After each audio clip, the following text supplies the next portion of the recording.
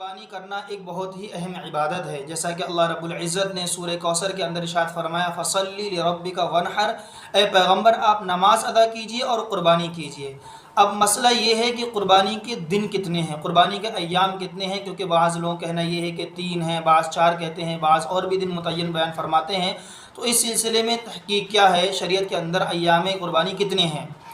تو دوستو اس سلسلے کے اندر ایام قربانی کے سلسلے میں نبی کریم صلی اللہ علیہ وسلم کا جو مبارک عمل ہے، اور اسی طریقے سے صحابہ کرام رضوان اللہ علیہم کی مقدس جماعت کا جو عمل ہے، اسی طریقے سے فقہاء اعظام کے جو فتاوے ہیں، ان کے اندر ایام قربانی صرف 3 ہیں، ایک 10 ذی الحجہ، ایک 11 ذی الحجہ اور اسی طریقے سے 12 ذی الحجہ، یعنی 3 دن ایسے ہیں جن کے اندر قربانی کرنی ہے۔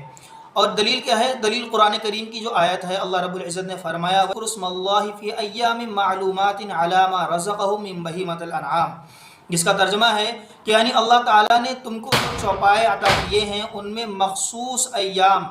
کے دنوں کے اندر ان پر اللہ کا نام لیا جائے، یعنی مخصوص ایام میں ان کی قربانی کی جائے۔ اب رہی بات یہ کہ مخصوص ایام سے مراد کیا ہے، یعنی مخصوص ایام کتنے ہیں، تو اس سلسلے میں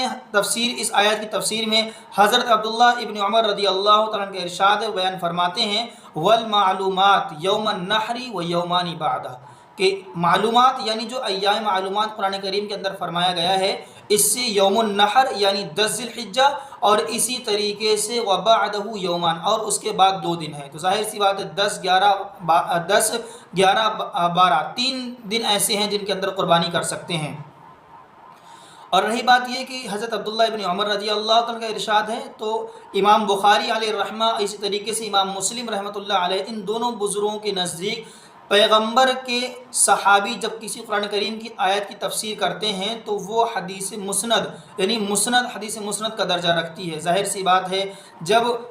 پیغمبر کے صحابی حضرت عبداللہ ابن عمر رضی اللہ تعالیٰ عنہ اس آیت کی تفسیر فرما رہے ہیں تو اس سے یہی یقیناً پتہ چلتا ہے کہ 3 دن ہی ہیں۔ اسی طریقے سے بخاری شریف ایک روایت ہے جس میں نبی کریم صلی اللہ علیہ وسلم نے ارشاد فرمایا کہ جب تم میں سے کوئی شخص قربانی کرے تو 3 دن سے زائد قربانی کے گوشت کو اپنے گھر میں نہ رکھے، یعنی 3 دن سے زائد قربانی گوشت گھر میں نہیں ہونا چاہیے۔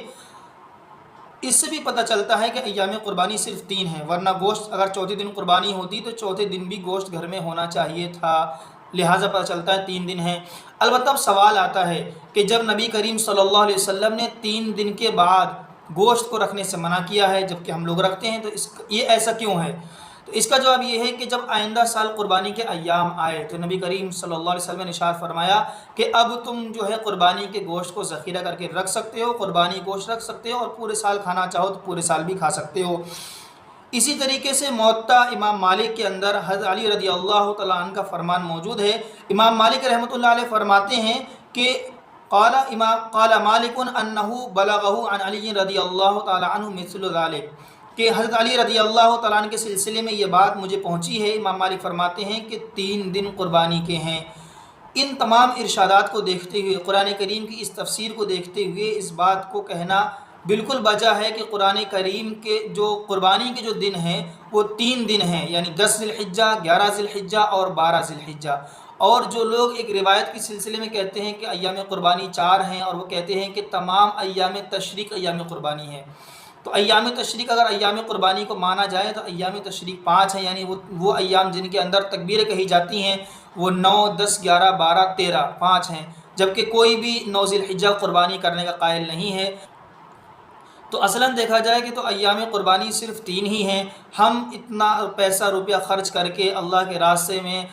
کیا ہے قربانی کر رہے ہیں، اور اگر ہم ان ایام کو صحیح طریقے سے نہ سمجھ کر چوتھے دن قربانی ادا کر دیں، پتہ چلے کہ ہمارا ثواب ضائع ہو جائے، تو اس چیز کو خاص طور سے احتیاط رکھنے کی اور بچنے کی ضرورت ہے۔ اللہ رب العزت ہمیں عمل کرنے کی توفیق عطا فرمائے اور اپنی عبادات کو صحیح طریقے سے انجام دینے کی توفیق عطا فرمائے۔ اللہ رب العزت وساوس اور خرافات سے ہم سب